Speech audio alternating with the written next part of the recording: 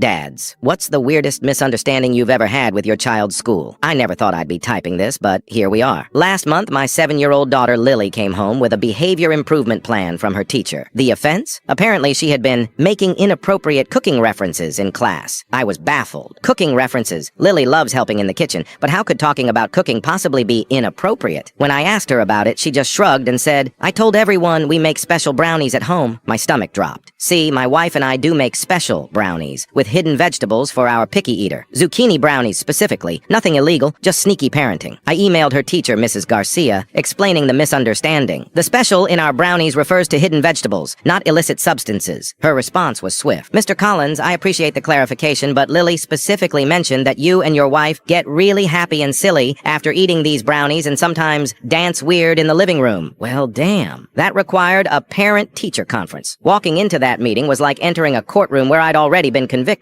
Mrs. Garcia sat stiffly beside the school counselor, both wearing expressions that screamed, "We're mandated reporters." "Mr. Collins," the counselor began, "we take these situations very seriously." "I understand completely," I said, "but there's been a misunderstanding. My wife and I have a weekly date night where we bake these zucchini brownies. After Lily goes to bed, we sometimes have a glass of wine and dance in the living room. That's it." They exchanged skeptical glances. "Look," I continued, pulling out my phone, "I can show you the recipe right now." Mrs. Garcia cleared her throat. "There's more, Mr. Collins. Lily also mentioned that you have a special garden in the basement." I nearly choked. "We have a hydroponic setup for growing vegetables during winter. It's just lettuce and herbs." "With special lights?" the counselor asked, eyebrow raised. "Yes, grow lights. For lettuce." I was getting desperate. "Would you like to see pictures? I'm happy to show you our setup." The tension in the room was suffocating until Mrs. Garcia sighed. "Actually, that won't be necessary. We received an interesting call from Lily's grandmother this morning. Apparently my mother-in-law had phoned the school in a panic after Lily told her about the big misunderstanding at school. In her attempt to help, she'd thoroughly explained our family's health-conscious cooking habits, the vegetable hiding techniques, and even sent photos of our basement garden setup. She sent 17 pictures, Mrs. Garcia said, a smile finally breaking through, "including one of your daughter making a very disgusted face while eating what appeared to be a brownie." The counselor chuckled. "And one of you in what she called your gardening outfit. The tie-dyed apron was quite vivid." The tension dissolved into awkward laughter. They apologized for the misunderstanding, and I promised to have a conversation with Lily about how certain phrases might sound to others. On the drive home, I called my wife. "Remember how we always joke that our parenting will give Lily something to tell her therapist someday? Well, we nearly gave her a CPS case instead." That night, we sat Lily down and explained the confusion. Her response: "But Daddy, I was trying to convince my friends to eat vegetables. I told them if they were hidden well enough, they'd never know, just like me."